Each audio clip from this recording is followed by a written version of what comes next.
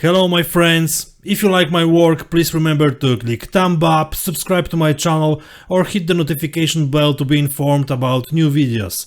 I'd just like to say thank you to all my patrons, please join them if you can, the link is in the description below.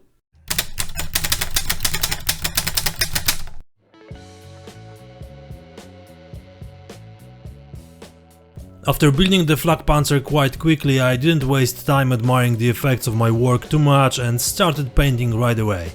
Fortunately, I've already found an interesting photo that will serve as an inspiration to create an interesting camo, and besides, I must admit it completely honestly, I'm also inspired by Adam Wilder's E50 model. I will also want to use some of his solutions on my project. I don't hide it because probably the trained eye of modelers around the world will catch some similarities. So I admit it's possible that in some places there will be copy and paste.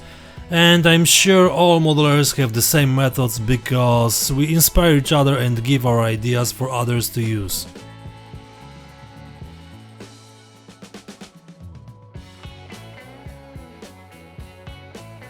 I disassembled the model into basic elements and cleaned the blue tack residues. In some elements I drilled holes in invisible places to attach them to wooden sticks. No doubts it will be much more convenient to manipulate them while painting.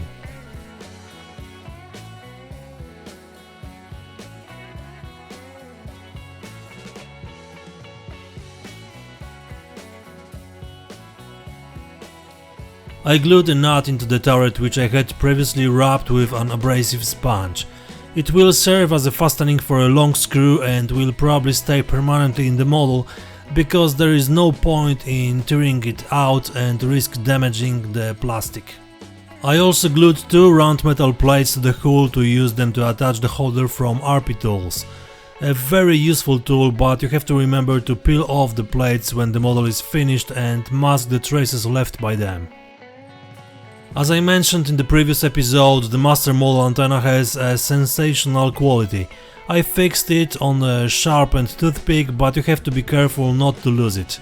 I mounted all the elements on the cardboard holder from an old box, which doesn't look elegant with designer's style and is visually weak at all, but it does the job. Okay, time for a clean up and reliable motor degreaser. A quick wipe of the surface and you can paint. The product evaporates in a few seconds, so there is no need to dry the model for a long time. It's worth remembering not to touch the cleaned surfaces before applying the primer or paint. Cleaning the entire model takes a few minutes, so for me it's definitely better than washing underwater with soap or dishwashing liquid. I applied a metal primer to all metal elements with a brush, which also works reliably. I haven't had any strange situations with worn or damaged paint so far. When covering the mesh with a primer, be careful not to cover the mesh with too thickly applied primer, because it won't look good and removing won't be the easiest thing to do.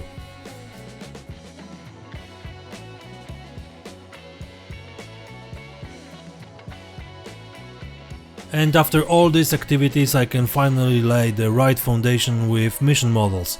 Plain grey color for all surfaces of the model. By the way, in the video it looks like it sprays the paint a lot, but in reality I didn't notice it as I was painting.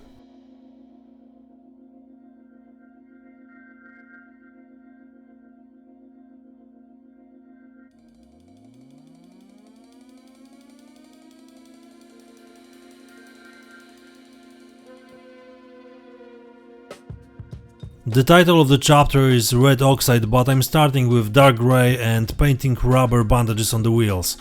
And if that wasn't enough, I will paint the tracks with the same color as the base color. I'm sure this shade will work perfectly with the weathering I'm planning to apply to the chassis.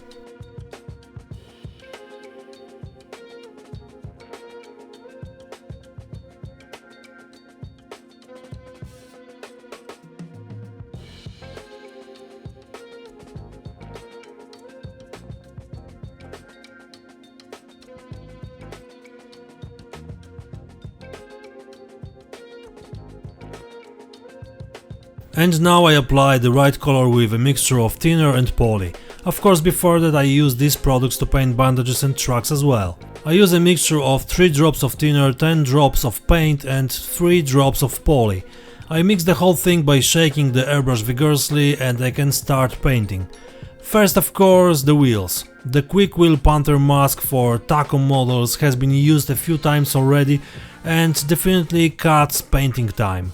Also, it's extremely accurate, so there is no doubt that it's much better than some plastic templates with a difference of 1 mm on each circle.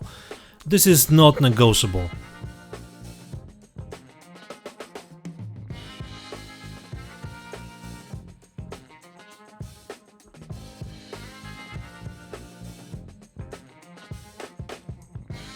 Well, wheels are wheels and the hull is already dyed a beautiful rusty red color. Previously I used a mixture of Tamiya brown and red for this, but here I have a ready-made shade that is perfect for me. Of course, after weathering it will definitely get darker, but I'm going to play with the individual surfaces to build the contrast that I like so much on my models. It will be in the next episode. For now I leave everything in the base shades.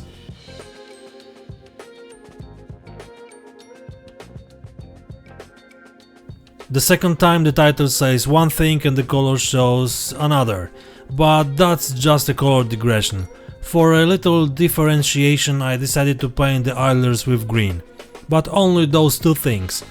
Once I made several paper panzers in colorful configurations, and now when I was preparing to make this model I decided that I wouldn't go this way. I bet on modesty in colors, but let's see. Okay, I remembered that I have a dry transfers sheet from Wilder in my collection, which is perfect for this project.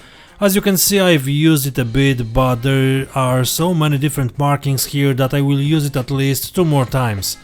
The application is trivially easy and hassle-free. It's best to do it with pencils because you can see exactly the places that have already been imprinted on the model. To tell the truth, I have no idea what is written on these stickers, but I believe the author that they fit models like this one. Of course you can paint such inscriptions by yourself, but I'm sure it will take the whole evening and I wrapped the whole model in about 30 minutes. To protect the inscriptions I covered the entire model with a thin layer of satin varnish which was created after mixing glossy and flat products.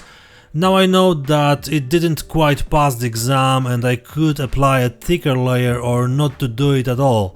There was no tragedy because of this, but it's a lesson for the future. I also put small numbers on the wheels, although I know that it won't be visible anyway, but you know, such a goody snobbish look and the opportunity to show off what awesome models I make. Now I can say that I even have decals on my wheels. And what do you say? I'm just kidding, of course. The whole model is already in red oxide, so it's time for the yellow one announced in the title of the chapter. But before it's applied, I sprayed a thin layer of easy chipping medium to do a little scratching. Again using the quick mask for the wheels, and from them I start painting the sandy shade. At last. It took a while, but I wanted to show all the steps leading up to this point. This time I added only 1 drop of poly to the paint, which significantly reduced its durability after drying, which is best seen here when I make scratches on the wheels. A small amount of water activates the chipping product very quickly and you have to be careful not to damage the surface too much.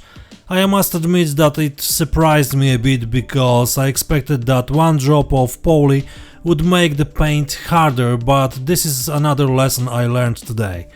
Whatever it was, the wheels look great and when I add weathering to them, they will be really awesome.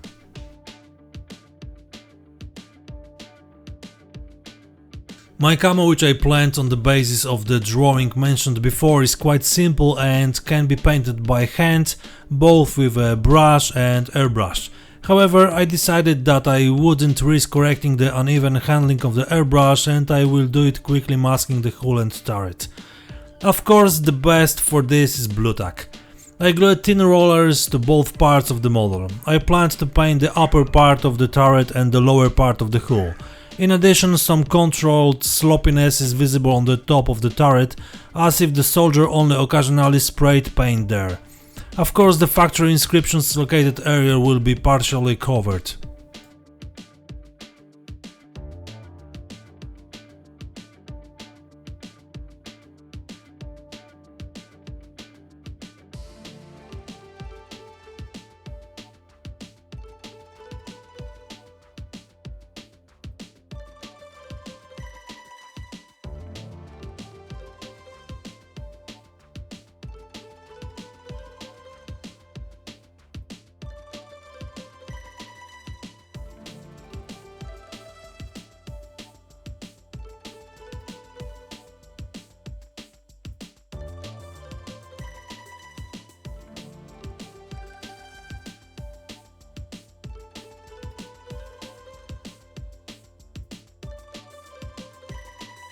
After masking, I sprayed the parts of the model that were supposed to receive a layer of sand with chipping medium, and then I masked the areas where the paint wouldn't appear.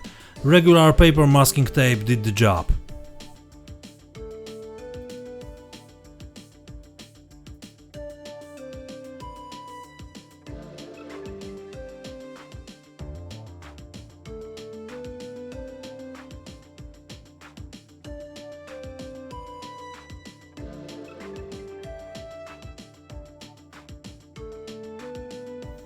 I applied the paint in the same mixture as before on the wheels, that is with less poly, because I plan to do exactly the same with the surface of the hull and turret.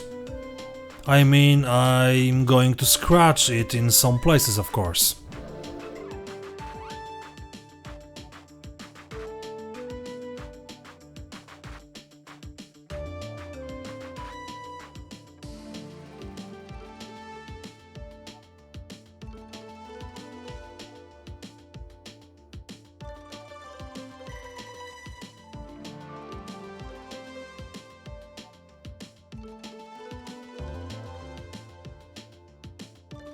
During the removal of the masking tape and blue tack, I turned out that the previously shown layer of satin varnish wasn't enough and didn't do the job I expected from it. However, this is not a big problem in this case, because even if the factory inscriptions were damaged here and there, they were made with chalk, so their durability was not long.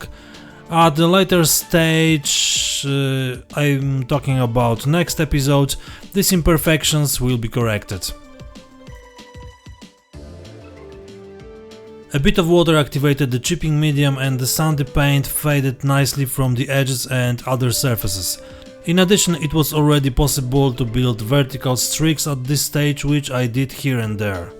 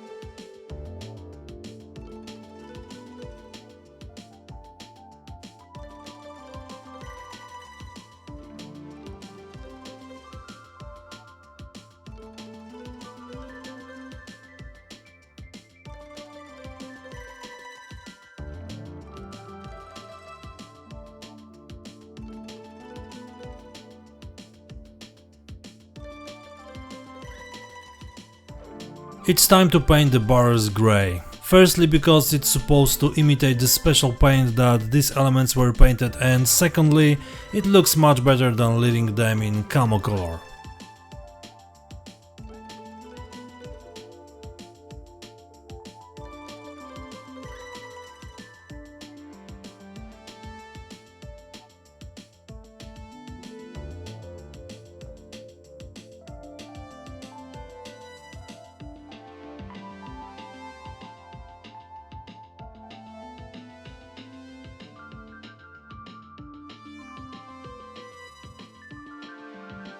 Time to paint the details. I painted all of them with a brush using AK3G and Mission Models paints. It's not a rocket science, so I won't discuss the individual elements, especially since it seems to me that everything can be seen in the film. I would just like to draw your attention to painting ropes. The link to the special episode of the How to Paint series can be found in the description below. I'm going to use this time to send massive thanks to my superb patrons. They caused that I have the opportunity to develop the channel and do what I love on coldemonspl. Thank you guys! As I mentioned at the beginning, I invite you to join this group if you can and want to support me at my work. Please check which level of involvement will be best for you, because your support is highly appreciated and helps me a lot. Thanks to this, I will try to give you some interesting content to keep you informed and entertained.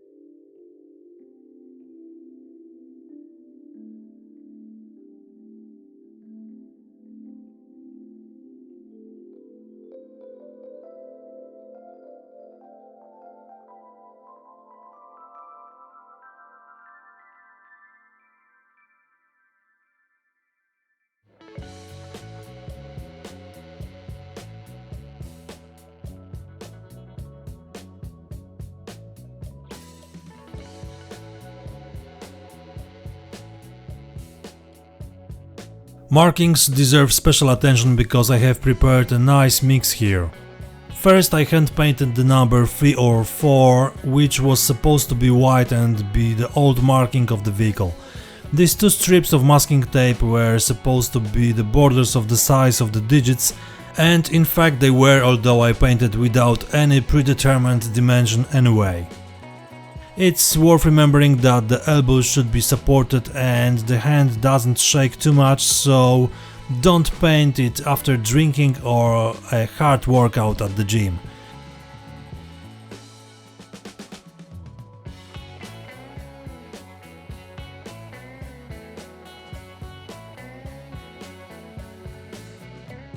Then, using stickers from another set, I covered my painting work with larger black numbers.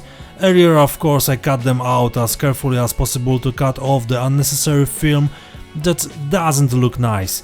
I try to do that whenever possible. Here I had to do it all the more because there is no stronger layer of glossy varnish under the stickers.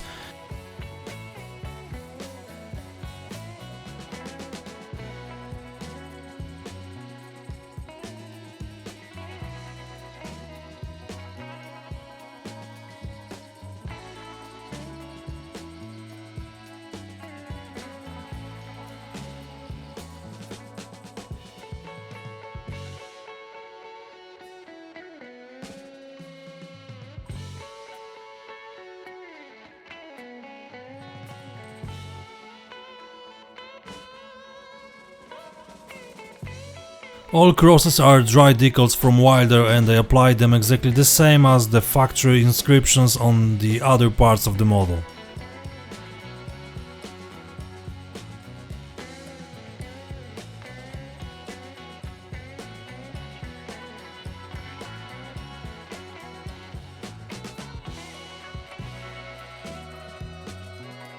I painted a green underlay under the unit markings and the proper name of the vehicle. Just like that, with a brush with uneven edges. The shade is quite light, but it's even better because it shows a makeshift painting of whatever was at hand.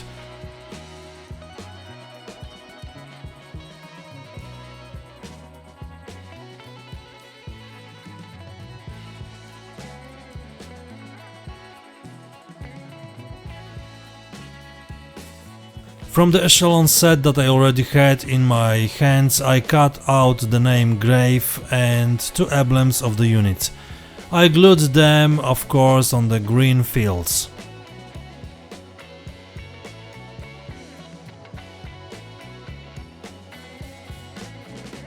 In the end, I soaked all the stickers with microscale salt to make them stick better to the surface of the model. Of course, there was a small accident and the unprotected bottle fell over. Truly speaking, most of its content has been used in this way in the several years since I have this product in my workshop. Shit happens. Okay, never mind. This is how all of today's work looks like, and this is the base for weathering that I will show in the next episode. If you did enjoy this video, please like it, write a comment, even to say hello, and subscribe my channel. If you have a moment, check out my other videos from the series How to Paint, Bookshelf and Open the Box. You can also check my TikTok, Instagram and Facebook. That's all for today, see you next time, cheers!